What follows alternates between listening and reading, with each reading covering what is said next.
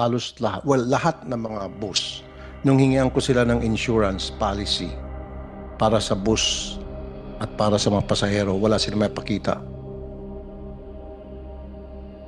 Very important po yun. Dapat you make sure na merong silang insurance, especially para sa mga pasahero.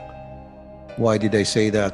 Marami na pong karanasan sa programa ko sa radyo na matapos makadisgrasya yung bus o yung pasahero ay nasa loob ng bus at nagpa-ospital yung pasahero, yung biktima. Hindi siya makakalabas ng ospital kasi walang pambayad. Ngayon magmamakaawa siya sa bus company para bayaran yung kanilang hospital bill o yung kanyang pagpapagamot dahil walang insurance at kung meron mga insurance, hindi sapat. Yun po dapat, importante yun. Hindi niyo po na-monitor yun, sir.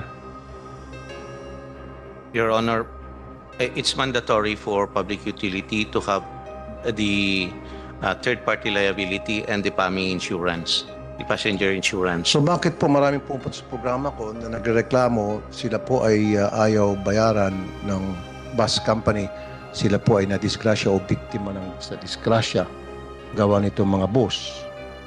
Bakit po?